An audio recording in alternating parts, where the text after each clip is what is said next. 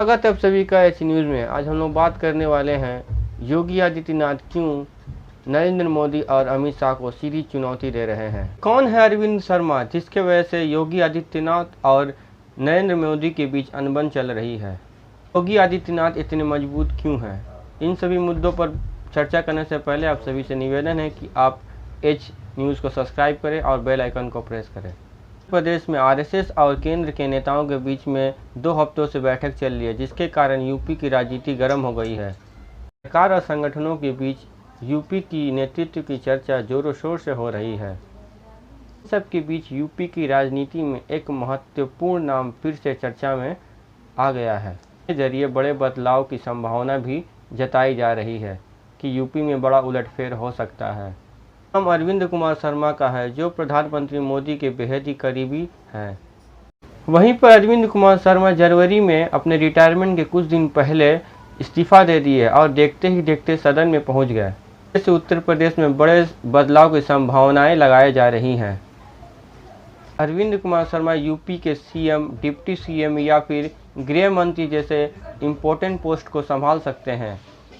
यह बदलाव की असल वजह योगी आदित्यनाथ के बढ़ते प्रभाव को कम करना है। योगी आदित्यनाथ का कहना है कि कैबिनेट मिनिस्टर तो बहुत दूर की बात है, वो उन्हें राज्य मंत्री का पद भी नहीं देने वाले हैं।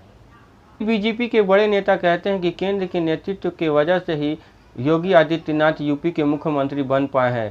केंद्र यह बात हमेशा याद दिलाते रहता है।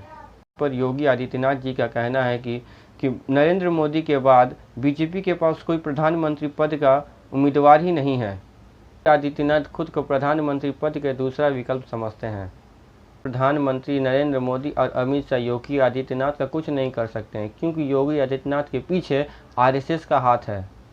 आरएसएस बीजेपी का एक महत्वपूर्ण अंग है, जो हर इलेक्शन में बीजेपी का समर्थन करती है।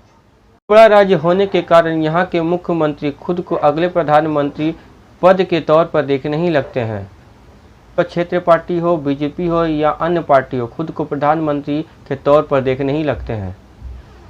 2014 और 19 के इलेक्शन में बीजेपी को जिताने और नरेंद्र मोदी को प्रधानमंत्री बनाने के पीछे आरएसएस का बहुत बड़ा हाथ है। योगी आदित्यनाथ तमाम विरोधों के बाद संघ के सपोर्ट से यूपी के मुख्यमंत्री बने थे।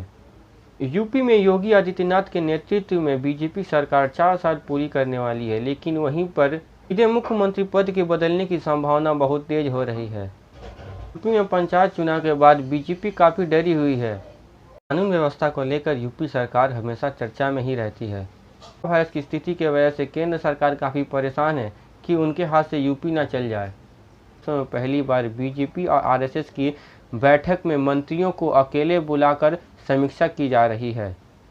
पर मंत्री और विधायकों का कहना है कि सरकार में उनका कोई महत्व नहीं है, कुछ चुनिंदा अधिकारी ही सरकार चला रहे हैं। इसके कारण बीजेपी और आरएसएस में मंथन शुरू हो गया है।